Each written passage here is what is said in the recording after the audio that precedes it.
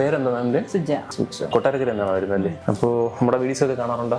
ഞാനിപ്പോ ഇത് ആദ്യമായിട്ടാണ് ചെയ്യാൻ പോകുന്നത്. വീഡിയോസ് ഒക്കെ കണ്ട് ഇൻസ്പയർ ആയി അതുകൊണ്ട് ഞാനിങ്ങനെ ഒത്തിരി കാണുന്നുണ്ട്. അപ്പൊ നമുക്ക് മാം എന്ത് ബുദ്ധിമുട്ട് കൊണ്ടാണ് ശരിക്കും ബൊട്ടോക്സ് ചെയ്യാൻ തീരുമാനിച്ചത്? കുളിച്ചുകഴിയുമ്പോൾ ഇങ്ങനെ ഏളിയായിട്ട് ഇങ്ങനെ സ്റ്റൈലായിട്ട് കിടക്കും. അതായത് ഹെയർ ഒന്ന് മാനേജ് ചെയ്യാൻ വേണ്ടിയിട്ട്, മെയിൻ ആയിട്ട് ഹെയർ മാനേജ് ചെയ്യാൻ വേണ്ടിയിട്ട്, അല്ലാതെ നമ്മളിപ്പോ സ്റ്റൈൽ ചേഞ്ച് ചെയ്യാമെന്നോ അങ്ങനെയൊന്നും അല്ല. ശരിക്കും അതുകൊണ്ട് ശരിക്കും ഹെയർ മാനേജ്മെന്റിന് വേണ്ടി തന്നെയല്ലേ ചെയ്യുന്നത്? ഹെയർ കട്ടിങ് വേണോ? കട്ടിങ് വേണമെന്നില്ല. അപ്പൊ നമുക്ക് ചെയ്ത് കഴിഞ്ഞിട്ട് എൻഡ് ട്രിമ്മിങ് മാത്രം കൊടുത്താൽ മതിയോ?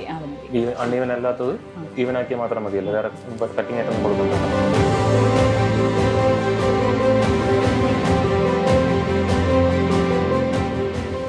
അപ്പോൾ നമ്മുടെ ബൊട്ടോക്സിൻ്റെ ട്രീറ്റ്മെൻറ്റ് കഴിഞ്ഞിട്ടുള്ള റിസൾട്ടാണിത്. ഇതിൻ്റെ നേരത്തെയുള്ള റിസൾട്ട് നേരത്തെയുള്ള വീഡിയോ നിങ്ങൾ കണ്ടിട്ടുണ്ടല്ലോ. ഓക്കെ, നമ്മൾ ബൊട്ടോക്സ് ചെയ്യണ സമയത്ത് ഇങ്ങനത്തെ സ്ട്രെയിറ്റ് ലുക്ക് തന്നെ ആയിരിക്കും. അത് കഴിഞ്ഞിട്ട് ഒരു 3 ആഴ്ചയൊക്കെ കഴിയുമ്പോഴത്തേക്കും ഈ എൻഡ് ഇത്രയും സ്ട്രെയിറ്റ് ആയി നിൽക്കുന്നത് ഒരു ചെറിയൊരു വേവി ടെക്സ്ചറിലോട്ട് പോകും. അപ്പോഴത്തേക്ക് നിങ്ങൾക്ക് ഈ ഒരു സ്ട്രെയിറ്റ് ലുക്ക് തോന്നുന്ന ആ ഒരു ഫീൽ മാറും. അപ്പോഴത്തേക്ക് ഒരു വേവി ടെക്സ്ചർ കിട്ടും. ഞാൻ ഇന്നലെ ഒരു വീഡിയോ അപ്ലോഡ് ചെയ്തിട്ടുണ്ടായിരുന്നു, 2 ആഴ്ച കഴിഞ്ഞിട്ടുള്ള വീഡിയോ. അപ്പോൾ ആ വീഡിയോ കാണുമ്പോൾ അറിയാൻ പറ്റും 2 ആഴ്ച കഴിയുമ്പോഴുള്ള ടെക്സ്ചറിൻ്റെ. ഓക്കെ.